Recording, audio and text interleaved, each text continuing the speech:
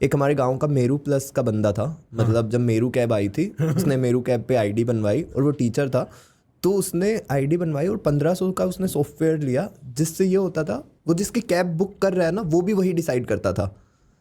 तो उसने पूरे गांव के ना लोगों वो समझा नहीं मैं, क्या उसने क्या सॉफ्टवेयर लिया? उसने एक सॉफ्टवेयर क्रैक करवा लिया था, मतलब मेरू प्लस टाइप कोई कैब थी, उसका ये था कि उसने गांव के सब लोगों के नंबर ले लिए, ठीक है, उनसे आईडी बना दी मेरू पे, फिर उन्हीं से बुक करता था 1500 की राइड, और इस पे बुक होती थी इनकी फ्री राइड है या फिर कैश ऑन डिलीवरी इसने कर दिया।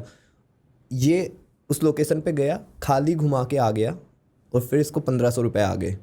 मेरू को कहीं से रुपए नहीं आए क्योंकि वो गांव के लोग हैं, उन्होंने तो बुक ही नहीं की। फिर मेरू वाले उस गांव के लोगों को फ़ोन कर रहे हैं, बूढ़ी औरतों को, कि तुमने कैब बुक की थी, और वो गुस्सा गाली दे रही है कि दी चोद के कैसी कैब बुक कर दी मैंने कहाँ की कैब बुक हो रही है वहाँ से गालियाँ दे रहे हैं भाई। तो मेरू कहीं से पैसे रिकवर नहीं कर पा रही, और जो हमारे ये बंदा था इसने 3 मेरू कैब पे, मतलब सेम सॉफ्टवेयर से उसने बहुत पैसा कमाया।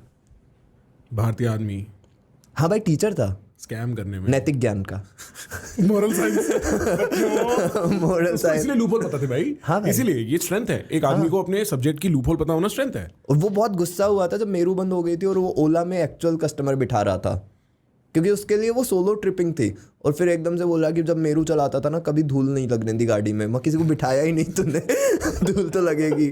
और 5+ रेटिंग, हमेशा उसकी 5 रेटिंग रहती थी क्योंकि खुद ही रिव्यू कर रहा है। हाँ, और मेरू से आगे एडवांस में कैश ले लेता होगा।